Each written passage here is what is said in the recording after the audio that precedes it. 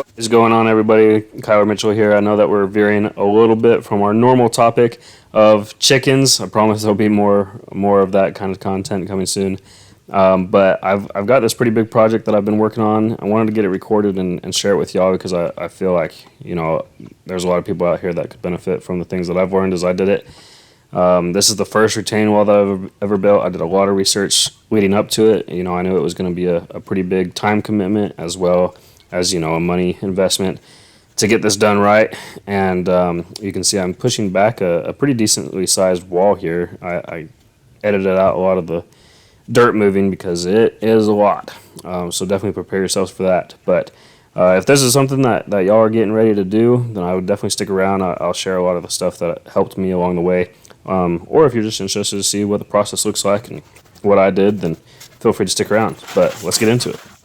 So something I would definitely suggest, and it might drive you a little bit crazy, but get that first layer, as good as you can get it, because that's really going to provide a good base for you going up. I'm building a wall that's 6 ties high, and just for reference, they're 7 inches tall, 9 inches wide. So use that as your basis for how much material you're going to need. But I really wanted to get this first level right, and what you need to do is dig down a little bit further than what you planned for, because you do need to put a base layer of gravel there. And what this helps with is, even though cross ties are built to last a whole lot longer than just a normal timber wall would last, is it still won't help anything if it's just sitting in water. So get you a good drainage layer there, but even more than that, what's really helpful is the gravel is a lot easier to manipulate and shim up and everything than the dirt is. So you can see I'm just getting it level here with a 4x4 that I had, or 4x6. I don't really remember. But just get you your rough levelness there. It doesn't have to be perfect. I wouldn't lose sleep over it, but you want it to be pretty dang close so that you get that first good layer going. I didn't level initially with my cross ties because, if you don't know, they are between 100 to 300 pounds. Like, they are really heavy. It's pretty shocking. So try some different methods to get it level, but it'll work out in the end, I promise. And you can adjust as you go up with how you place your railroad ties, and that'll kind of make sense as the video goes along, and also as you do your own thing. But just before we get into really diving into the build of this wall, there is a good amount of prep work that goes into it. The biggest is definitely the dirt moving. But the way that I tied together my ties and also tied them into the ground is just with some rebar. I bought some 10-foot sticks that it was just a little cheaper to do than buying 2-foot or 1-foot sticks of it. But I used a cutoff wheel with my grinder, and it's actually a great cutoff wheel. It's by Spider, and I'll put a link to it below, as well as the grinder that I used, and it lasted the whole time. I mean, it was great. So what I used is anything that was going to be drove into the ground. I did 2 feet, so all of my bottom layer was 2-foot stakes into the ground, as well as my deadmen ties. We'll get to that. And then when I'm tying to each other, they're 7 inches tall, so 14 inches would end up going through. So I just did a foot for going through to connect to the next layer. So it is a lot of preparation that goes into it. I tried not to include a lot of it. You can see even in this clip, I had moved even more dirt off to the side there. But once it all gets done, it's going to be worth it, doing all the preparation correctly, because you do want this wall to last a long time. So you can see I'm getting my first layer leveled, making sure that my preparation was done correctly, including side to side, because I wanted it to slant just a little bit back, so that as I'm going up and the dirt is pushing against it, it's not gonna push it too far, leaning back towards like the basement door here. You can see. So the bit that I used, it was a pretty good bit. As you can see, I was starting to use it there. I did build this entire wall with the same bit and with my just battery powered DeWalt drill. If you have the means, if you have one available, I would use a corded drill.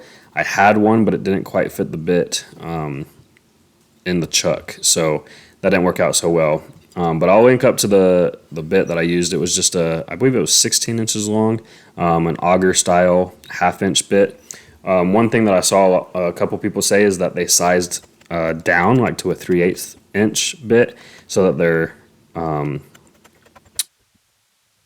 rebar could be tighter of a fit, but I used 1/2 inch bit, and with the ribs that are on the rebar, it was plenty tight. I definitely got my workout in beating these things into the ground. As you can see, I had to let Dad take over there for a minute.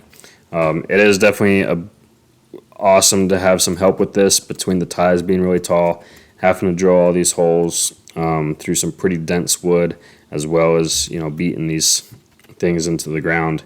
It really is. It's a pretty taxing job, but it's well worth it in the end. So as I mentioned before, when I was cutting the rebar, is I am driving 2 foot stakes of rebar into the ground for my first layer. And then again, I'll do it later. So anything that's going to go into the ground is I was really making sure to get secured right. And then going from layer to layer, as you'll see in my next layer here, is I'm going to do a 1 foot piece of rebar, but for each one. And so one thing that I would definitely try to plan out, maybe even a little better than we did here, is lay out all the cross ties that you have, or at least in batches, lay them out to plan out what's going to look best where, and really put some sturdy pieces on the bottom, try to cover up some of the not so great looking pieces, in the middle, places you won't see them and whatnot, because it will definitely vary if you buy them used.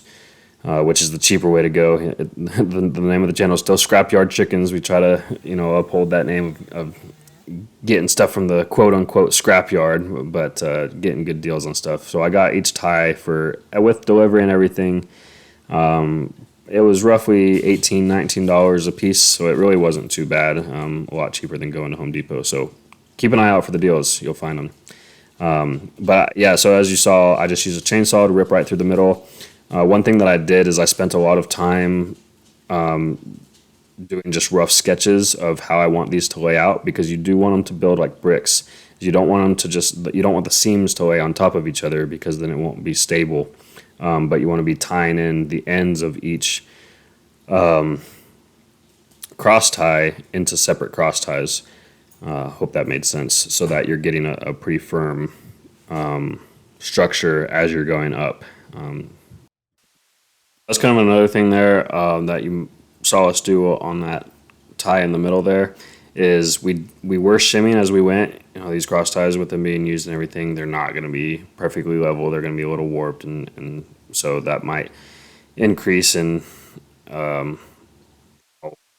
bad it's warped or anything as you get taller in the wall, because the effects of each one will compound. But it doesn't really matter too much what you shim it with, because once you do tie it together and get more weight on top, it's really going to settle in and be fine. Just make sure that you're trying to keep it as level as you can as you're going up. That's really what's going to be the key here for a strong wall. So definitely get a good use out of your drill and your sledgehammer. You'll get good at driving them rebar with the sledgehammer. So if I was to really give a suggestion on what to invest in for this, if you don't have it already, definitely a sledgehammer. You're going to need it. But a good drill bit, and a good cutoff wheel for your rebar is really going to help go a long way with this project. But it is a lot of fun to see as it starts to come together. You had it drawn out on paper. You've been thinking about doing this for a while. And so once all the prep is done and you're just throwing your cross ties up there and really seeing it come together and tying it together, then it's pretty fun to see. It's a pretty satisfying project, because you get pretty quick satisfaction in what you're building. So, and as you can see there, we're checking the levelness, even as we're getting taller, make sure what we need to shim and whatnot, which side we need to shim. So I'll speed this up a little bit. You kind of get the idea. You'll see where we're going. But I'll come back in when we get to the deadmen and kind of explain what we did there.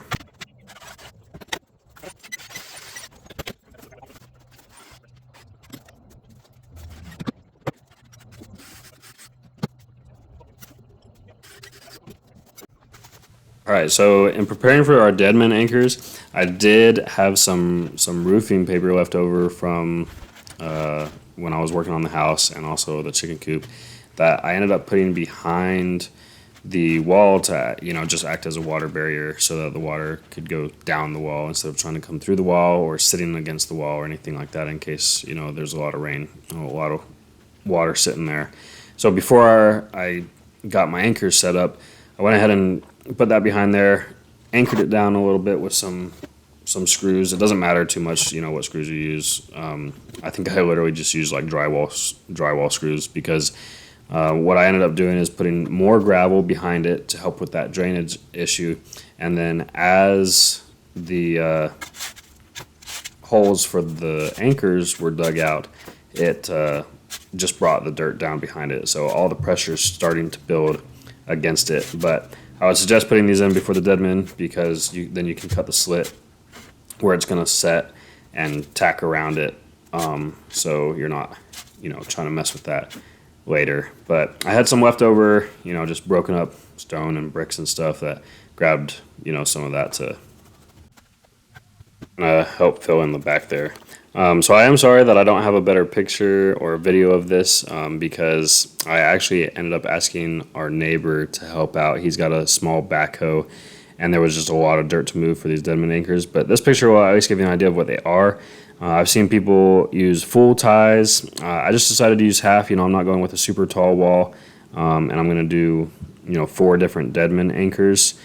But this is basically how it looks like. I'll go ahead and start showing the next clip of the video. But here you can see that where the deadmen are in at, and on this next layer here, I've got one right where I'm standing there, as well as down on the end.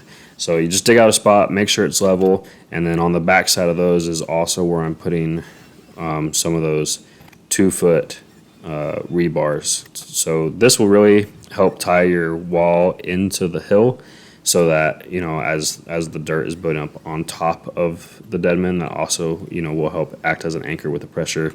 And as the pressure's coming out against your wall, it's really going to act against it there so it doesn't start getting pushed out on you. Finally putting the last layer on. I did have to use the tractor. I don't really remember where my dad was at, but definitely grab a friend. It gets heavy, gets tall. Yeah, nothing's different about the top layer. You just set your pieces up there. I definitely kind of my recommendation from the beginning about setting your ties out and picking out the right ones is I would try to pick your cleanest looking ones. To go on the top here, since that'll kind of be seen from the top. Yeah, I'll get these anchored down, and then I'll give you a little sneak peek. I really wanted to use this video as kind of my step-by-step process of how I did this. Why don't y'all ask any questions that you need to, especially as we're coming into the summer. I'm sure people will be working on projects like this, but I am going to add another wall on top so I can kind of do some layered landscaping there, but that will come in part 2. I didn't want to make this video super long, so definitely make sure to hit that subscribe button, put on your alerts so that you can know when I post that video, but definitely any questions that y'all have as you're working on this or when you're watching the video or anything that I didn't answer, just let me know. And if you want to know an update, if you're watching this further in the future and you want to see how it's holding up or anything, just let me know. If there's enough questions about that, then I'll certainly put up another video to show you what it's looking like. But anyway, good luck. I appreciate y'all watching.